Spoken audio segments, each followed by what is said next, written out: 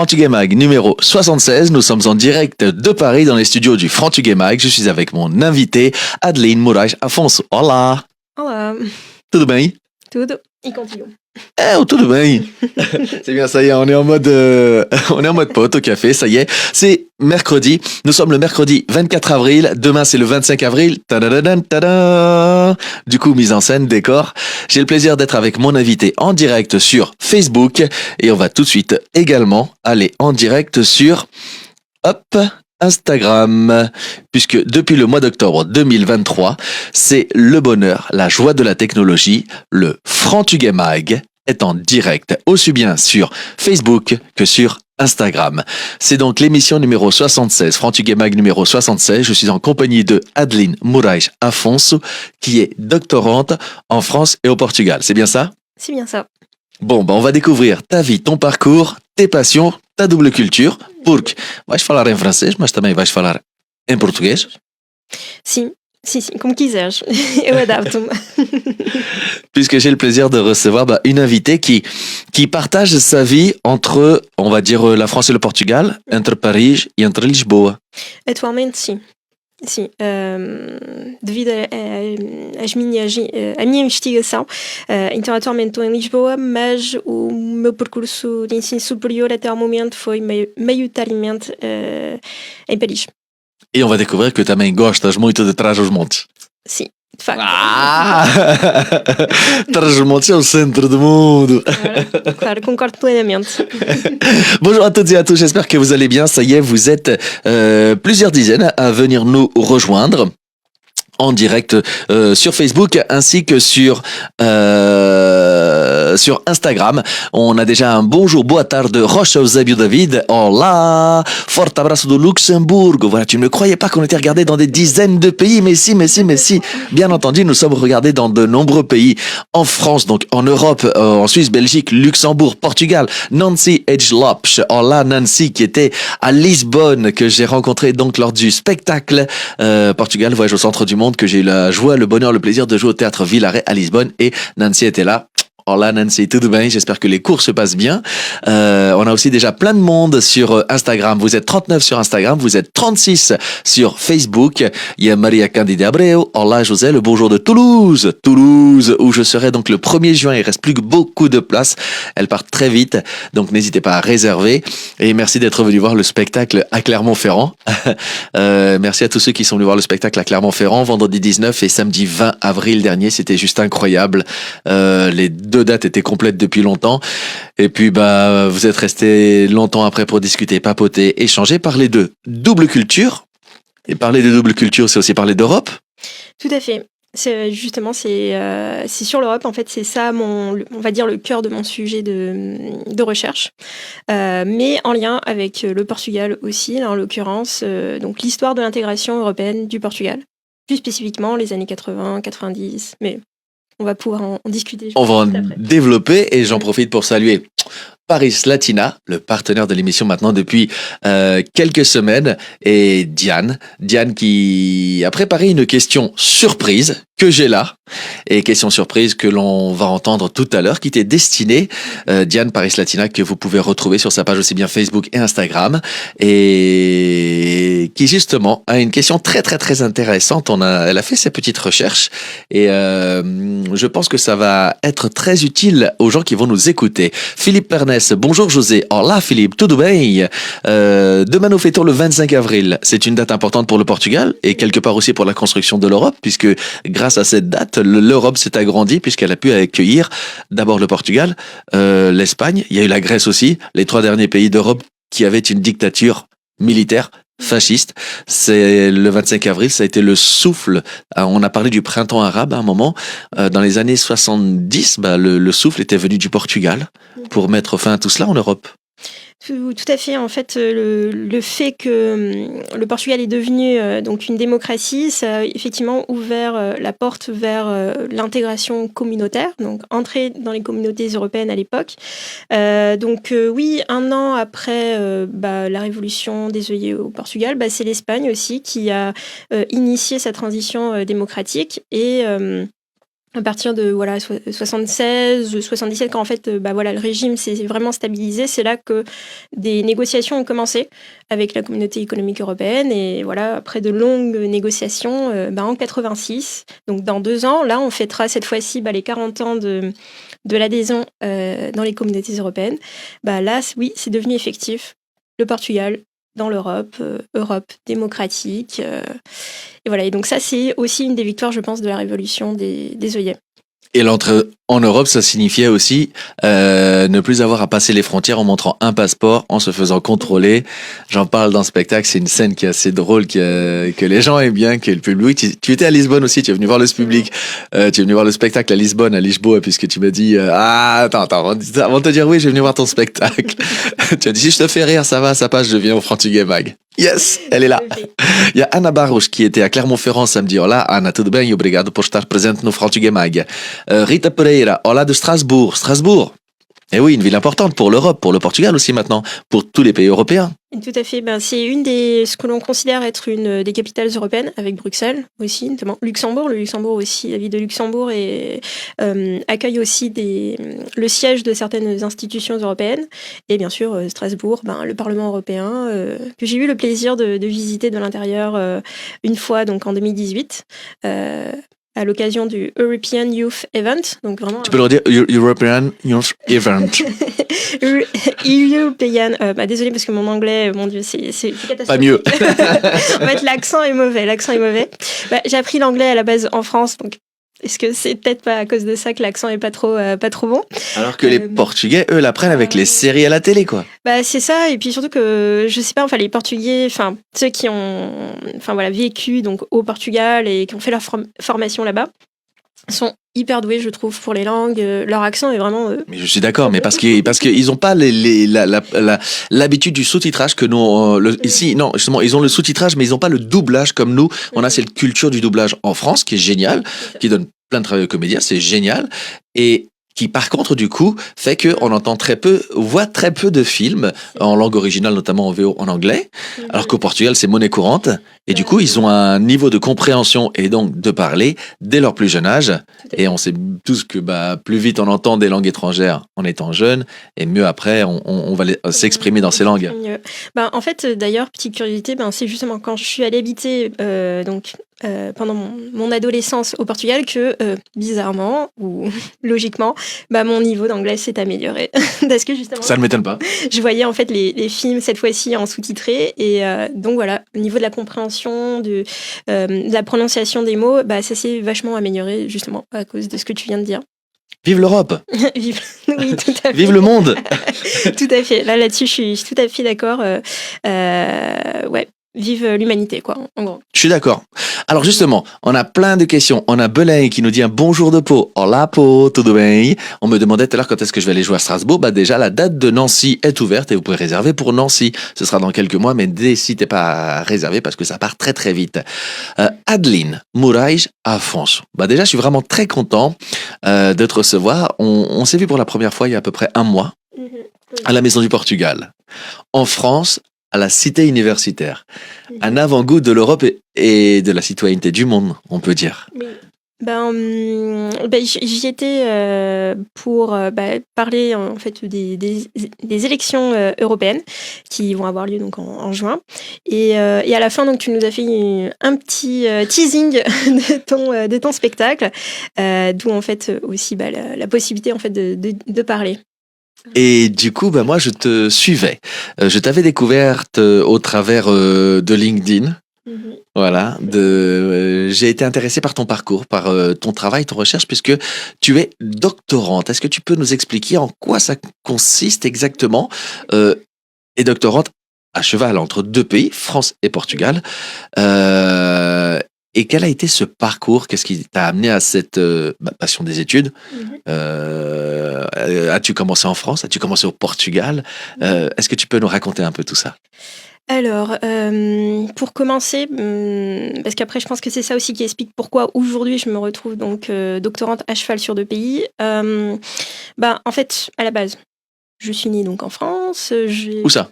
Alors, à Vienne, une magnifique petite ville qui se situe à 30 kilomètres de Lyon. J'y ai vécu en fait toute mon enfance, voilà, en ayant quand même aussi la notion donc de mes origines, voilà, très liée au Portugal en allant en vacances l'été. Donc j'ai connu aussi. Le mois d'août ou le mois de juillet aussi? En fait, les deux. Toi, tu es allé les 2 mois, toi? Ouais, bon, j'avais la chance de pouvoir faire les 2 mois avec mes parents ou un des deux parents, enfin en fonction aussi des agendas de mes parents. Et donc j'ai connu aussi le trajet en voiture, voilà. Mais Le trajet magique? le fameux trajet magique, mais quand même avec des conditions aussi un peu plus facilitées, bien sûr, parce que bon, moi c'était dans les années fin années 90. Alors que moi, c'était dans les années 60. Oui, voilà.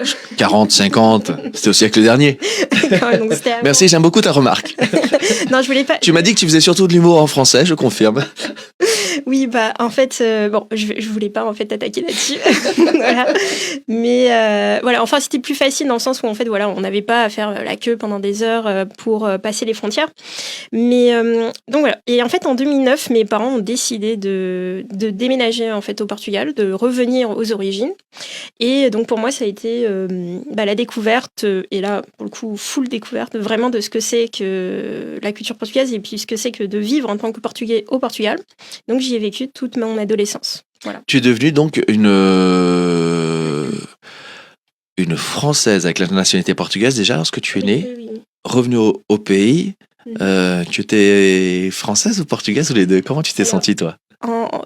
En fait, au début, bon, j'ai pas vraiment. Parce que du coup, tu étais encore assez jeune, J'avais 12 ans. 12 ans. Et en fait, je l'ai pas tout de suite bien vécu, faut être honnête, parce que bon, moi, j'étais confortable en fait dans ma petite vie. On a nos amis, nos habitudes. C'est ça, tout à fait. Donc, au-delà en fait de changer de pays, en fait, on sait tous que pour les enfants, ça peut être compliqué le déménagement.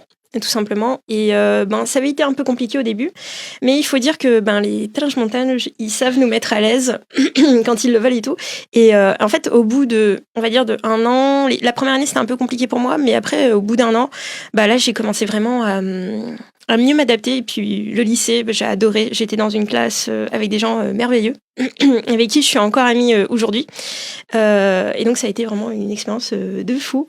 Mais malgré tout, j'avais encore ce truc j'ai envie quand même de revenir un jour en France pour le coup. Donc j'ai senti la saudade à l'envers. Ah, j'en parle aussi dans le spectacle, c'est ça aussi. Hein. Ça. La saudade, tu l'as eu donc aussi dans le sens inverse. C'est ça. Et en fait, Tiveste saudade da France. Exactement. Et c'est ça aussi qui m'a poussée en fait à revenir cette fois-ci seule et aussi avec un objectif différent. Donc les études supérieures. Et alors j'ai pas voulu revenir à Vienne ou Lyon. Je me suis dit, moi, ma grande passion, c'est l'histoire. Pourquoi pas aller à la Sorbonne, tout simplement. L'une des plus, si ce n'est la plus prestigieuse université de France, rien de moins. C'est ça, et surtout pour les sciences humaines et sociales, enfin on a tous un peu ce truc de se dire ah oui, Sorbonne, il y a Jean-Paul Sartre qui a été et tout, enfin voilà, des grands noms sont passés par là, donc, et même aussi des noms portugais. Hein. Par exemple, quand vous montez la rue de la Sorbonne, en fait, il y a un moment en fait de l'autre côté. Donc tu as ici la Sorbonne, et en fait la façade en face de la Sorbonne, il y a en fait une petite plaque qui dit que António Nobre, qui était un poète portugais, a vécu dans cette maison-là. Et en fait, à chaque fois, j'ai un petit regard sur le côté à chaque fois que je monte la rue de la Sorbonne, parce que je me dis, même des Portugais sont venus à la Sorbonne faire leurs études ou enseigner même à la Sorbonne. Et donc, c'est comme si en fait, c'était logique. C'est une grande joie, une grande fierté d'arriver à la Sorbonne, justement, pour toi. Oui, et d'ailleurs, là, ça va faire 10 ans, alors en mois de juin, ça va faire 10 ans que j'ai reçu la petite notification, j'ai été acceptée à la Sorbonne, donc ça va être un anniversaire en quelque sorte. Ils étaient fiers, tes parents? Ils étaient très contents, mais en même temps, en fait, pendant tout le processus... Ça voulait dire aussi que eux restaient au Portugal, pendant que toi, tu allais entamer maintenant une nouvelle vie d'étudiante assez longue en France. En fait, ça impliquait en fait de laisser leur petit bébé partir, voilà. Surtout qu'en fait, à Paris aussi, j'ai pas vraiment de famille. Non, soit j'ai pas d'amis. Enfin, j'avais quelques membres de la famille en fait là vers Lyon, etc. Mais ici sur Paris, à part des cousins éloignés, mais pas avec qui j'ai vraiment de grands liens. En fait, ce qui veut dire que c'était vraiment genre je vais toute seule. Voilà, à l'aventure. Et C'est marrant parce que tout à l'heure tu parlais de Trashmont, c'était dans le sens inverse, mais on avait l'impression que c'est comme si tu avais tout plein de familles autour. Et à Paris, non? et, Les Parisiens sont beaucoup plus froids, beaucoup plus refermés que l'esprit Trashmontano de. au début, c'est vrai que je me suis confrontée un peu à cette froideur un peu des Français et surtout des Parisiens en particulier. Voilà. Et c'est vrai que j'ai dû en fait m'adapter. En fait, mais après, avec le temps, j'ai aussi. Ce qu'il y a de bien en fait aussi à Paris, c'est le côté cosmopolite. Et ça, même par rapport en fait au fait de me sentir européenne, en fait Paris, j'ai adoré parce que ça m'a ouvert un monde. Non seulement j'ai connu des Français, des Parisiens de souche, j'ai pu en trouver. Malgré tout, mais j'ai pu aussi nouer des amitiés avec des gens mais qui viennent du monde entier et qui ont en fait des trajectoires pas si différentes que ça que moi, dans le sens où eux aussi, à la fin du lycée ou après avoir eu un premier diplôme dans leur pays d'origine, ont décidé eux aussi de partir à l'aventure et partir à Paris dans la suite de leurs études. Donc pour moi, ça a été un énorme enrichissement et j'ai jamais regretté d'avoir choisi Paris en particulier pour la suite de mes études. Moi, j'ai aussi tout plein de souvenirs dans ce quartier parce que moi, j'étais pas étudiant, mais dans ce quartier, lorsque j'ai commencé à faire de l'humour, il y a un théâtre qui s'appelait à l'époque le Triomphe, qui était un très très beau théâtre. C'était le dernier théâtre où on pouvait jouer à minuit. Et on faisait des plateaux, et en fait, on faisait tout plein de plateaux d'humour, mais en fait, notre public, c'était les publics d'étudiants qui, après avoir bossé toute la journée, après avoir un peu révisé, sortaient le soir. Et j'ai passé du coup 2-3 ans quasiment tous les samedis soirs à aller jouer là-bas pour un public étudiant. C'était vachement cool avec en effet un public très cosmopolite qui parlait super bien français. D'où qu'ils venaient, je rencontrais des Portugais, des gens d'Amérique latine, des gens de partout. C'était incroyable.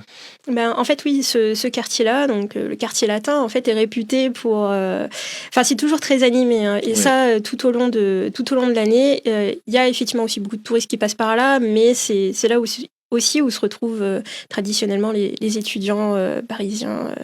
Avec la place. C'est pas la place Monge aussi à côté? Oui, pas très loin, oui, il y a effectivement dans le Voilà, quartier. le Triomphe est là. Ah, ok, d'accord. Bon, Voilà, la petite place entourée de bars où tous les étudiants sont là jusqu'à ce que ça ferme. C'est ça, c'est ça. Oui, ça rappelle en fait certaines soirées. Alors du coup, tu te mets à travailler à la Sorbonne, tu travailles, tu obtiens ta licence, ton master, et arrive l'envie d'aller vers le doctorat. C'est ça. En fait, c'est vrai que, comme je te disais tout à l'heure, j'ai pris un petit peu mon temps. Voilà, j'ai fait une année de césure entre chaque diplôme, plus ou moins, pour bien décider si je voulais continuer dans la recherche ou si éventuellement je voulais me lancer dans le monde du travail. Recherche, c'est-à-dire à quel niveau? Vers quoi? Pourquoi? En fait, c'est... alors, moi, en l'occurrence, en histoire, mais après, c'est aussi choisir, en fait, ses préférences. Quelle période, aussi même l'ère géographique, etc. Et moi, très tôt, donc l'Europe, ça m'a beaucoup parlé à cause de ma double culture, parce que c'était la manière de concilier les deux. Et donc, je me suis lancée là-dedans, et en particulier la construction européenne, et en lien avec le Portugal. Donc, en master, par exemple, j'ai choisi donc un master de recherche en histoire contemporaine, et j'ai travaillé sur la relation de l'Europe avec le Brésil, et quel est le rôle du Portugal dans cette relation-là. En fait, est-ce que le Portugal... Vu que trop de gens l'oublient, on nous pose encore souvent la question, mais la langue parlée au Brésil... c'est le portugais, et donc une ancienne colonie aussi donc portugaise. Et en fait, moi, je m'interrogeais aussi quelquefois de me dire, mais en fait, est-ce que le Portugal, comme le Portugal est dans l'Union européenne, est-ce que le fait qu'il soit dans l'Union européenne, est-ce que ça n'a pas facilité, dans une certaine mesure, les relations entre l'Europe et le Brésil? De la même manière que, par exemple, l'Espagne a pu aussi faciliter les relations entre l'Europe et l'Amérique latine en général. Et donc c'est là-dessus que moi j'ai travaillé, donc sur en gros les années 90-2000, et ensuite j'ai voulu continuer en fait la recherche. Mais pourquoi est-ce que je me suis lancée en doctorat? Alors c'est pas tant pour des raisons purement professionnelles, mais je dirais que c'est plus personnel, dans le sens où j'avais l'impression que je devais faire cette thèse pour que ça m'aide en fait d'un point de vue du développement personnel, parce que c'est vraiment en fait un travail sur du moyen long terme, et ça demande énormément de toi. Je vois il y a beaucoup de doctorants on a l'impression c'est l'épreuve de leur vie en fait, le doctorat, parce que ça exige énormément de toi, même d'un point de vue personnel, parce que on a beaucoup cette idée. C'est aussi une recherche sur soi. C'est un peu ça aussi. Et puis c'est pas du hasard. Je dirais, je sais pas, nous les artistes, souvent on nous dit, et quelque part il y a un peu de ça aussi, lorsqu'on écrit, qu'après on joue nos écrits sur scène, il y a une part on fait notre auto-psychanalyse. sur scène. C'est-à-dire quelque part, bon après c'est pas le cas de tout le monde, mais par exemple je cherchais des choses à l'intérieur de moi pour écrire mes spectacles qui sont en lien avec la double culture, des choses que j'ai besoin d'exprimer, mais que peut-être pour les exprimer, faudrait d'abord que j'aille les chercher pour essayer de trouver pourquoi j'ai envie de parler de ça. Et toi, vu ce que tu dis, vu ce que j'ai lu, vu ton parcours d'ensemble aussi, vu ce qu'on s'est dit en off, il y a un peu de ça aussi, j'ai l'impression. Il y a effectivement une recherche de soi, et puis aussi essayer de comprendre certaines choses aussi qui sont... Parce que, tu vois, tout à l'heure, je te disais que j'ai passé donc l'adolescence au Portugal, mais attention, quelles années? En fait, j'ai été au Portugal entre 2009 et 2014, et ça correspond quand même à une phase compliquée en fait de l'histoire de l'intégration européenne du Portugal. C'était en fait les années d'austérité. Donc moi j'ai vu des choses, dans mon vécu là-bas. En plus c'était la Josmanche qui est une des régions les moins développées en fait de l'Union européenne. Et moi je voulais essayer de comprendre aussi, mais en fait comment est-ce qu'on a pu en arriver là aussi. Et donc en fait dans cette recherche dans le passé et surtout de remonter un peu à l'origine, c'est-à-dire les premières années du Portugal dans les communautés, c'est essayer de comprendre mais comment est-ce qu'en fait on en est arrivé à là. Est-ce qu'en fait, on n'était pas encore prêt? Est-ce qu'il y a eu des décisions qui ont été mal prises à ce moment-là? Par exemple, est-ce qu'on n'est pas rentré dans la monnaie unique trop tôt? C'est essayer de comprendre aussi les origines, parce que c'est comme si j'avais besoin en fait de trouver comme une espèce de sens pour ce que, en fait, l'espèce d'injustice que j'ai vue en fait pendant ces années-là, parce que être au Portugal entre 2009 et 2014, c'était compliqué parce que dans notre quotidien, on connaît tous en fait ce voisin ou ce collègue à l'école qui avait un peu plus de difficultés parce que justement ses parents avaient moins de possibilités, etc. Donc voilà, il y a un petit peu ce côté un peu personnel aussi dans cette recherche. Et du coup, toi, tu as décidé d'aller étudier donc à la Sorbonne, mais donc ici après de faire ce doctorat en parallèle avec Universidade Nova de Lisboa. Oui. Et à côté de ça, tu t'installes aussi à Trás-os-Montes. En fait, c'est ça. Alors, pourquoi j'ai voulu en fait faire donc le doctorat en co-tutelle, c'est-à-dire donc je suis non seulement donc doctorante de Sorbonne Université, mais en même temps aussi de l'Universidade Nova de Lisboa, parce que voilà, je voulais continuer avec mon alma mater, donc ma maison mère et tout, mais en même temps, il était logique par rapport au sujet de quand même travailler aussi avec des chercheurs de l'Universidade Nova de Lisboa qui est vraiment très très réputé aussi. Donc voilà, donc j'ai essayé de trouver donc 2 directeurs de recherche avec qui je m'entends très bien et avec qui on travaille de manière vraiment très coopérative. Et on peut saluer, j'ai vu leur nom, ils sont sur LinkedIn, tu les remercies, c'est super oui, sympa. voilà, en fait, je remercie donc mes directeurs de recherche, donc Monsieur Verlouzet à la Sorbonne et Monsieur Dr.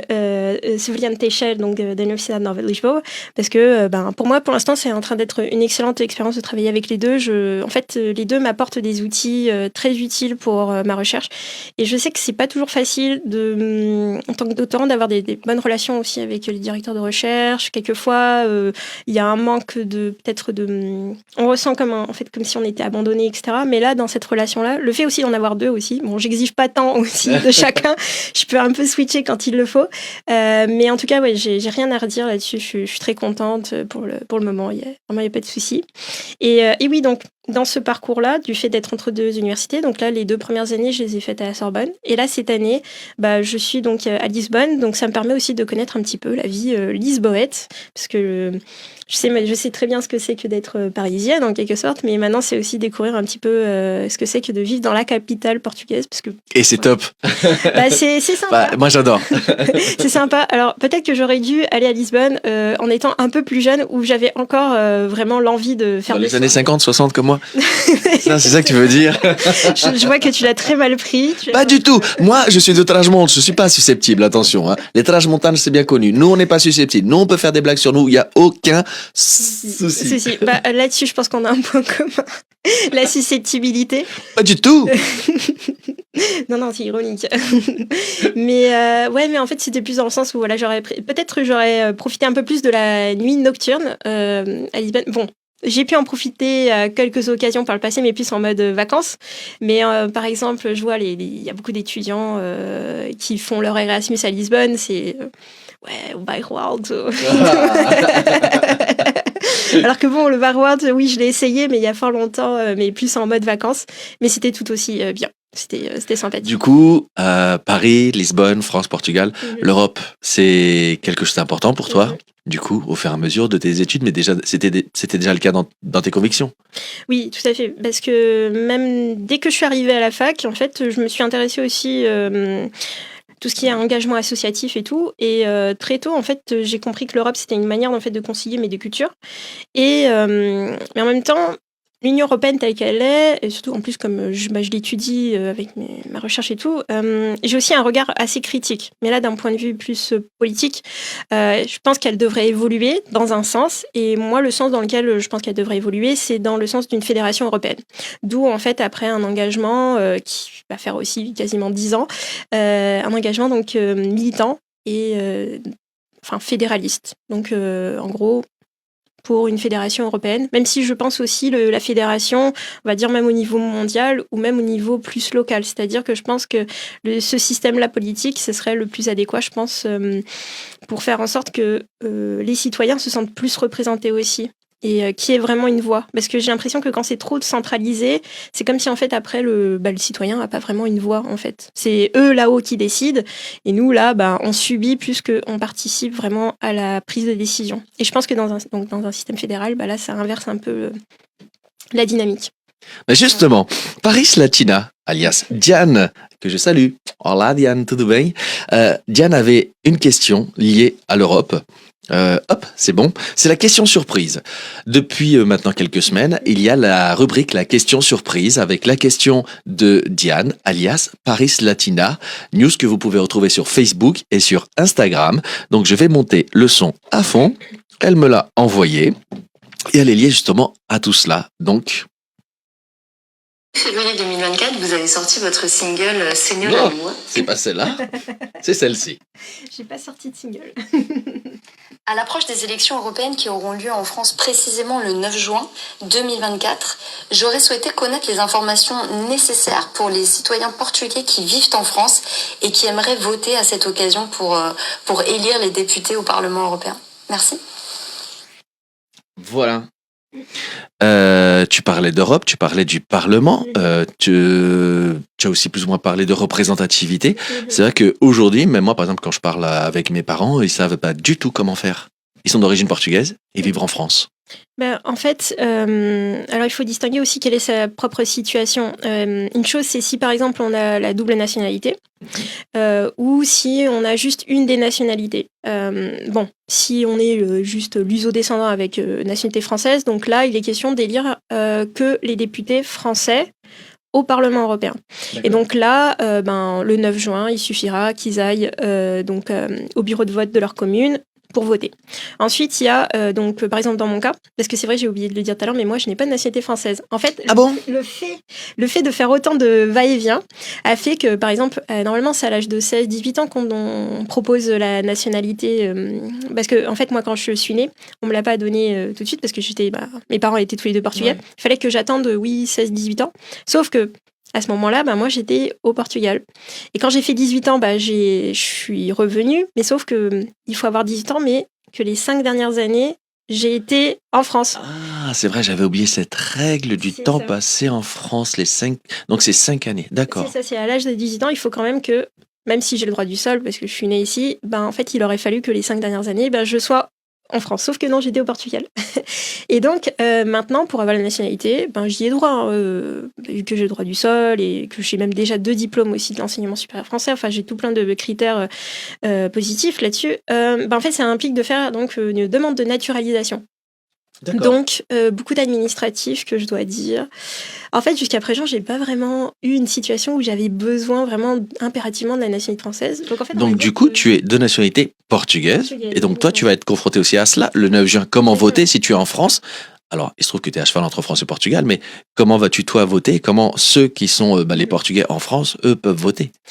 Justement, pour continuer donc à répondre, dans mon cas, donc voilà, c'est pour ça que je voulais expliquer ce côté. Moi, dans mon cas, donc, j'ai que la nationalité portugaise.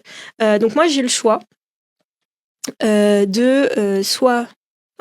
j'aurais le choix si en fait j'étais là vraiment en France et tout, mais comme actuellement donc je suis à Lisbonne, donc c'est plus le cas, mais imaginons que là, j'étais là donc à Paris, en train de vivre ici, mais donc de nationalité portugaise, mais en fait j'aurais le choix, il m'est possible de choisir soit de voter pour des députés français au Parlement européen, soit de voter pour des députés portugais au Parlement européen. D'accord.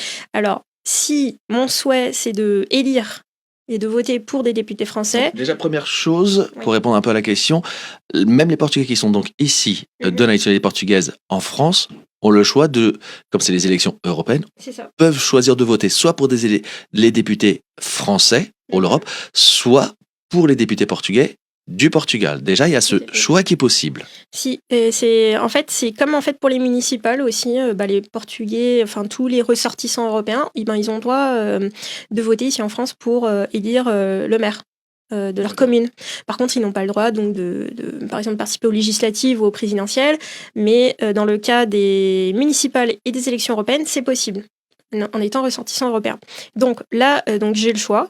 Donc par contre, si je veux donc voter pour des députés français, donc pour le Parlement européen, alors là, j'ai jusqu'à début mai, si je ne me trompe pas, donc le 1er mai, pour faire une demande d'inscription sur les listes électorales de ma commune, pour pouvoir après voter pour les députés français au Parlement européen. Par contre, si c'est pour élire des députés portugais, là, si au consulat, je suis bien enregistrée avec... c'est bien mon adresse française et je suis bien inscrite donc, au consulat portugais...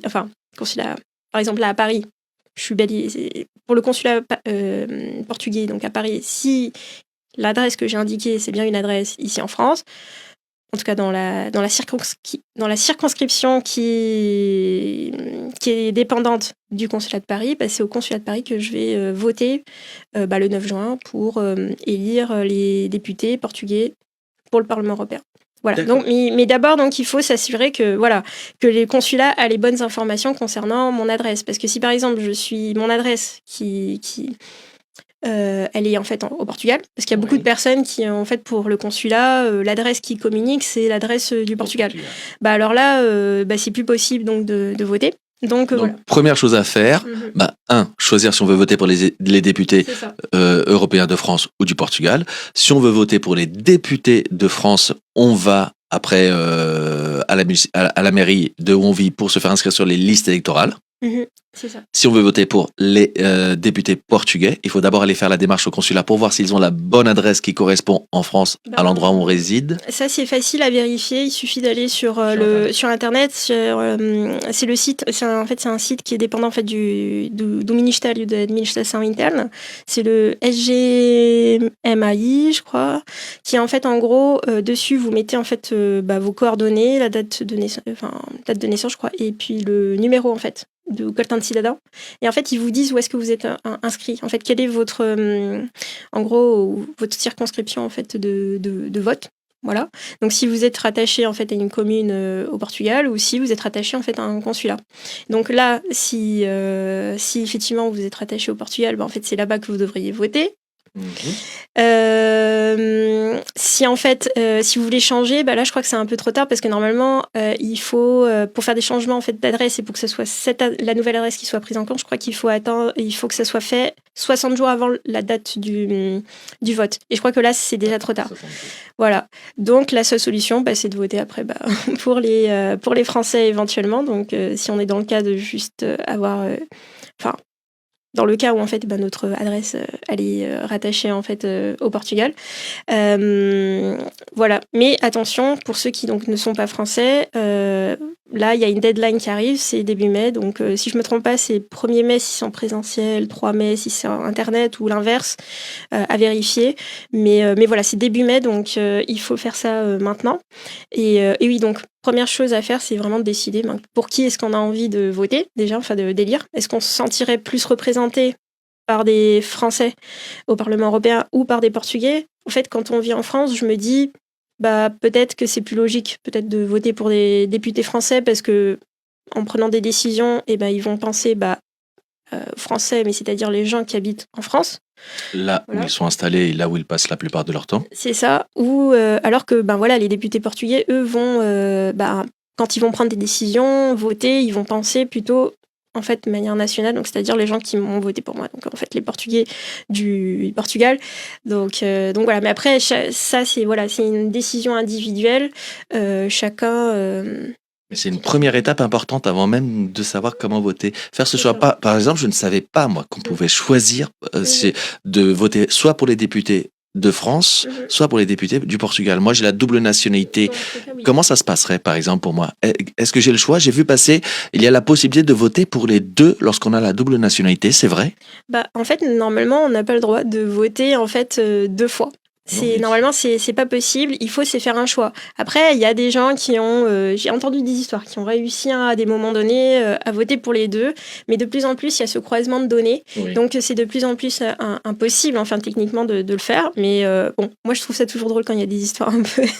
Genre, moi, j'ai réussi à faire un truc illégal. Ok, super. Mais je respecte la loi, mais bon, j'ai fait un truc pas mal, les gars. Voilà. J'ai voté 2 fois. Mais normalement, on n'a pas le droit donc, de voter et pour les Français et pour les Portugais. Même si on a la double nationalité, il faut faire un choix parce que là, c'est le Parlement européen. Qu'est-ce qu'on ferait si en fait tous les doubles. C'est les personnes qui ont une double nationalité intra-Europe commencent en fait à voter 2 fois. Alors là, on multiplie le nombre de votes et puis à un moment donné, c'est plus un parlement qu'il faut qu'on soit, c'est un stade après. C'est ça, oui. Donc, non, ce serait un peu illogique en fait selon moi, mais bon. Voilà, donc il y a un choix à faire, même pour ceux qui ont la double nationalité, même pour ceux qui n'ont pas la double nationalité, mais qui, voilà, parce qu'ils sont ressortissants européens, on a cette possibilité donc effectivement de choisir, de ne pas voter pour les députés de son pays d'origine, mais de voter pour les députés du pays où on vit actuellement. Voilà. Diane, merci pour cette question, parce qu'on a été confronté avec mes parents à cette question il y a peu de temps, pour les élections législatives, pour savoir comment voter. Et puis là, on en avait commencé à en parler, à aller se poser la problématique. Donc en fait, cette question elle tombe très bien. Je vais pouvoir répondre également à mes parents qui, c'est vrai que plus le temps passe, les années passant, ils ont l'impression que ça devient plus compliqué. En fait, non, il y a des règles à respecter, à aller à la pêche un peu aux informations, mais le droit de vote, même grâce à l'Europe, finalement, on revient à ça, grâce à l'Europe, permet aux Européens, même s'ils bougent dans d'autres pays, de continuer à conserver ce droit qu'on a acquis. On l'oublie trop souvent, mais à partir du 25 avril. C'est vrai, tout à fait. Que représente cette date du 25 avril ? Pour moi ou en fait de manière globale, pour moi en fait c'est un peu comme, alors c'est la liberté mais aussi donc l'ouverture. C'est-à-dire que le Portugal a toujours été ouvert sur le monde en fait, si on regarde son histoire, mais le 25 avril a apporté quelque chose de différent. C'est la liberté et puis aussi c'est ce côté en fait aussi humain. Je trouve l'humanité. Avant, c'est pas pour les bons motifs, on va dire qu'on était ouvert sur le monde, voilà.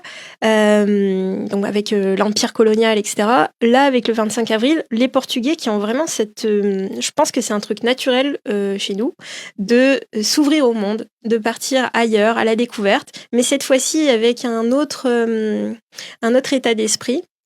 Et en fait, je pense que la révolution des jeunes nous a ouvert en fait aussi d'autres perspectives en fait d'ouverture sur le monde, mais plus saines que celles d'avant. Et moi qui adore voyager et vivre, j'adore le Portugal. C'est important pour moi de revenir aux sources. Et comme le disait ma prof de littérature, juste avant que je parte, justement en 2014, que je parte en France, elle disait surtout n'oubliez pas d'où vous venez, et c'est important de ne pas oublier d'où l'on vient. Et donc, je suis de Trás-os-Montes, portugaise. Ça fait partie aussi. Tu peux redire, je suis de Trás-os-Montes. De Trás-Montane. Trás-Montane, voilà. Trás-os-Montes. Et fière de l'être. J'en profite parce que y a pas beaucoup de Trás-Montanes qui sont venus dans l'émission, donc j'en profite. Oui, non, mais c'est important de valoriser en fait aussi cette diversité régionale que l'on a. Et l'Europe aussi aide beaucoup aussi à valoriser aussi les régions. Ça, c'est aussi un aspect que j'aime bien avec l'Europe. On n'est pas juste dans une logique de nationalité, mais aussi des logiques aussi régionales. Et on a aussi une très grande diversité régionale au Portugal qui, je pense qu'on doit aussi valoriser. En plus de cette richesse locale, parce que même au sein de Bragança, c'est très différent on est très différents les uns les autres. Braga, c'est un monde. Tout à fait, tout à fait. Et donc voilà, donc c'est pour en revenir à la question initiale qui était. Et que représente pour toi ce 25 avril? Il y a Diane de Paris Latina qui te remercie pour la réponse, pour toutes ces précisions que tu as apportées concernant le vote. Moi, je considère que voilà, c'est très important ce 25 avril. J'aime bien le fêter chaque année. Et j'aime beaucoup ton œillet d'ailleurs, qui est très joli. C'est un œillet brodé. Et bah voilà, ce que tu dis, moi, ça me parle aussi. D'autant plus que peut-être, moi, je rajouterais, après, je sais pas si j'ai raison, moi, je ne suis qu'un humble artiste, peut-être aussi que le Portugal, du coup, s'est réouvert vers l'intérieur du continent. C'est ça. Et moi, étant un enfant d'immigrés, avant, mes parents sont partis avant le 25 avril, donc à Salte, mon père, ma mère avait des papiers, mais mon père à Salte, ils ont fait le chemin d'aller vers le continent. Et du coup, moi, j'ai l'impression que le 25 avril a permis aussi au Portugal de se réouvrir à l'intérieur du continent.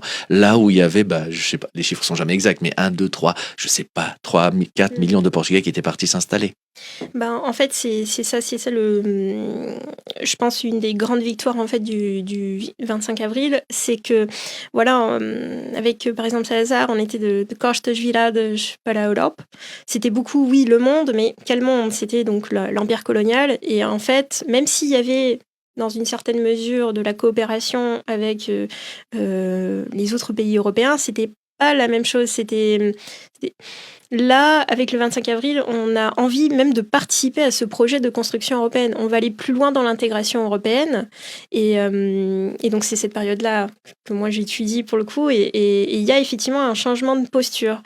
C'est-à-dire, on n'est plus juste en fait, sur des logiques purement matérialistes. C'est-à-dire, on va essayer d'aller chercher de l'argent pour reconstruire le pays. Mais c'est aussi vouloir participer à ce projet. Et il y a différents moments en fait de l'histoire du Portugal dans les Après la communautés. révolution du 25 avril, quand est-ce que le Portugal fait un dépôt de demande pour intégrer l'Europe? Alors, aujourd'hui, c'est l'Union européenne. Ouais. À l'époque, c'était la CEE. C'est ça, c'est la communauté économique européenne. En fait, c'est dès qu'en fait, on a pu passer en fait cette phase de transitoire, voilà. Les fameux 2 ans, les fameux le processus 2 ans. révolutionnaire, démocratique. C'est ça. Une fois qu'on a pu organiser des élections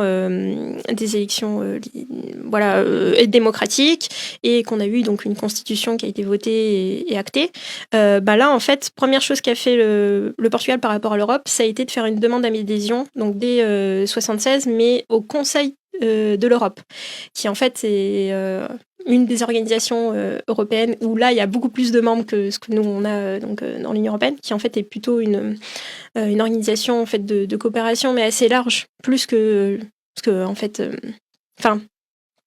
c'était en fait surtout important, mais c'était pour reconnaître aussi au niveau international le fait que maintenant le Portugal, voilà, c'est une démocratie et que on a tourné la page.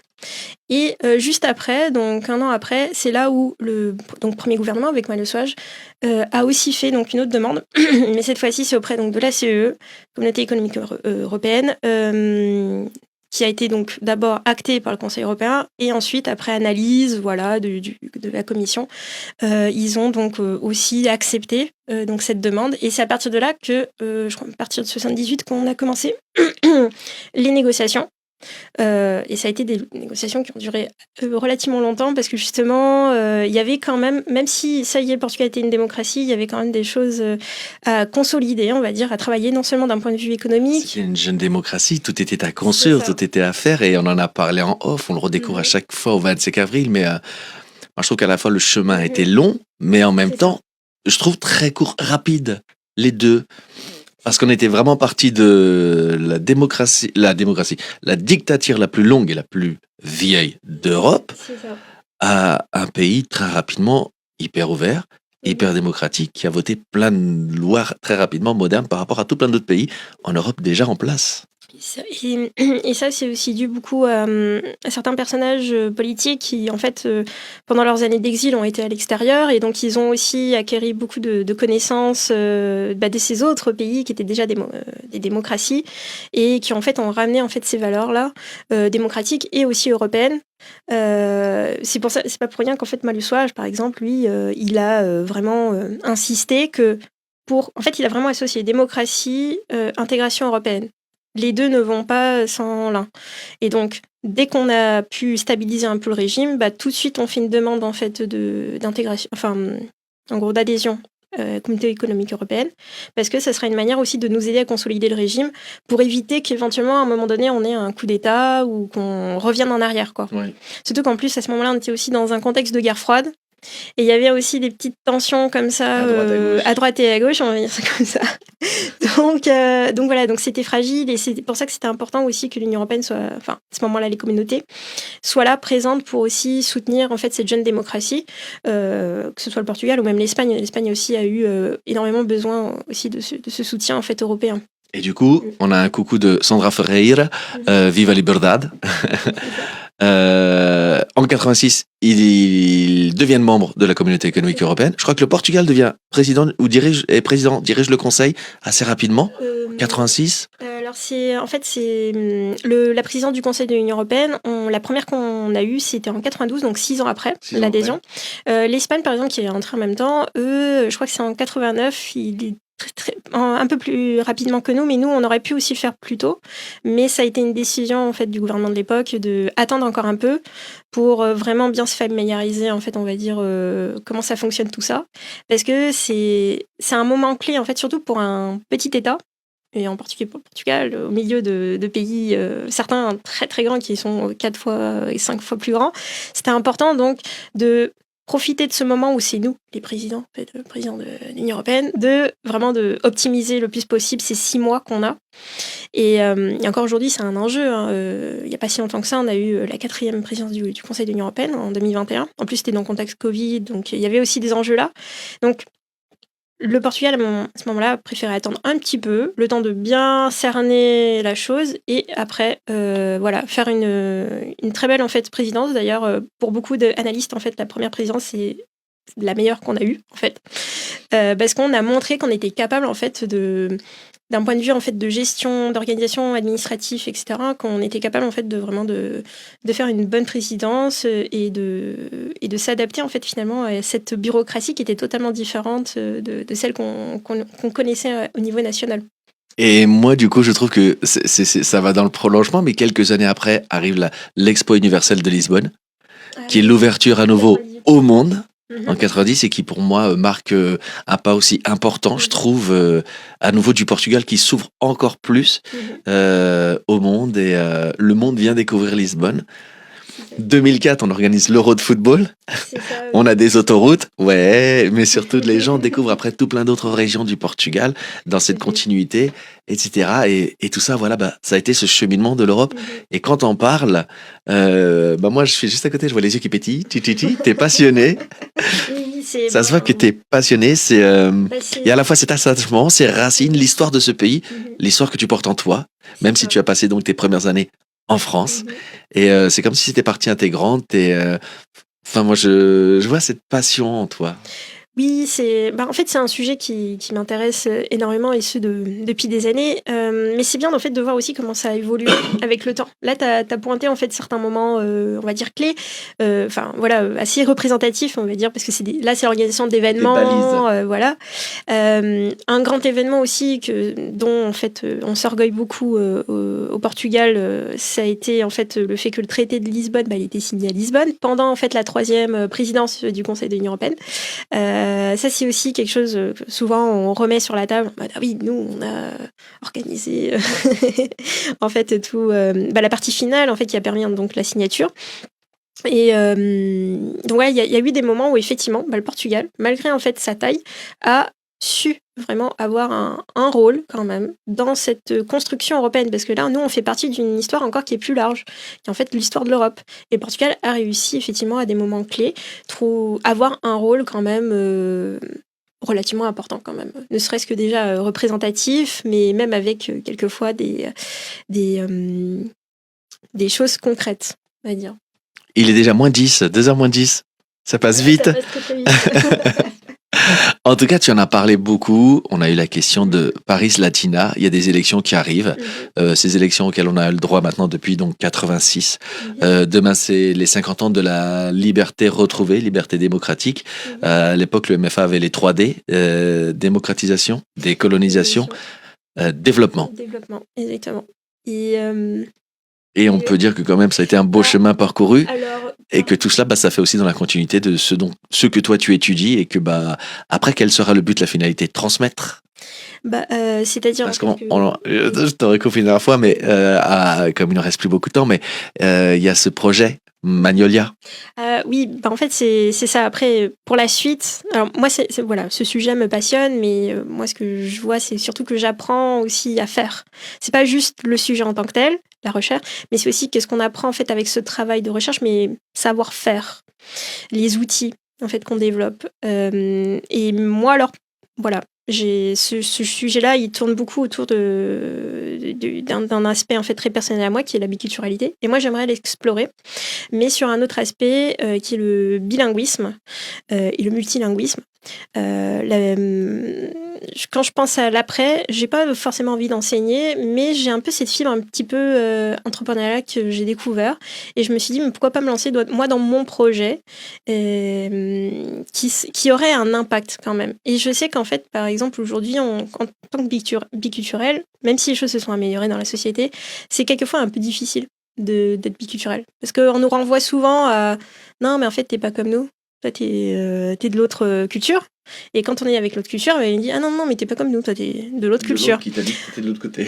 Voilà, c'est ça. En fait, ça contribue beaucoup à la souffrance en fait, du biculturel. Et en fait, avec mon projet, donc Magnolia, qui est en fait un projet de création d'une maison d'édition qui promeut le bilinguisme et le multilinguisme, mon objectif, c'est de faire en sorte, là en l'occurrence, par rapport à des auteurs, des écrivains qui seraient donc biculturels ou multiculturels et qui sont donc bilingues, voire multilingues, de leur permettre, en fait, de les encourager à écrire en fait dans leur langue, parce que quelquefois j'ai l'impression que les grandes maisons d'édition, parce qu'elles sont trop préoccupées par en fait cette question d'être compris, et parce que si moi j'écris un texte qui sera en fait franco-portugais en fait, et ben ça va réduire en fait le nombre de potentiellement de cibles. Et ça, les grandes maisons d'édition, elles veulent, c'est qu'on ait beaucoup de cibles potentielles.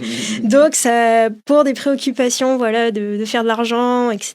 Ben on est en train de censurer quelquefois, je pense aussi, le potentiel créatif des écrivains bilingues, voire multilingues. Et l'objectif, c'est de leur dire non, écrivez vraiment comme vous le souhaitez, mettez-nous en fait au plein milieu du texte, je sais pas moi, une chanson berbère et tout, au plein milieu d'un texte en français. Vraiment, c'est ça qui fait la richesse. Et oui, peut-être qu'il y aura moins de personnes qui vont lire, mais les personnes qui vont le lire, elles vont se sentir identifiées. Elles vont se sentir là, oui, là, je sens ce que c'est en fait être biculturel. Là, je ressens en fait cette chose. Je sais pas pourquoi, mais je crois que je vais venir discuter avec toi de cela d'ici quelques temps. Il y a Paris Latina qui nous met en lien. Vous pouvez aller voir en commentaire le traité de Lisbonne. Elle a trouvé un lien. N'hésitez pas à aller le voir. Il est dans les commentaires. Obrigado, Diane. Merci, Diane, pour ta confiance, pour être présent dans le Frantugué Mag avec la question surprise depuis maintenant 4 épisodes. Muito obrigado, parce que, encore une fois, c'était une question très pertinente parce que ça approche les élections. Et encore une fois, demain, on va célébrer la journée de la liberté qui nous a permis de retrouver ce droit au vote pour lequel il faut continuer à se battre parce qu'on l'a pas eu on en parlait hier avec Yves Léonard, pendant 48 ans. Cette année, c'était l'année où il y a eu plus de l'année qui vient de passer, c'était l'année où il y avait eu plus de démocratie, ça avec plus de dictature. L'année dernière, cette année, c'est l'année des 50 ans de la révolution portugaise des œillets. Tu as ému ton petit œillet. J'ai le petit pot.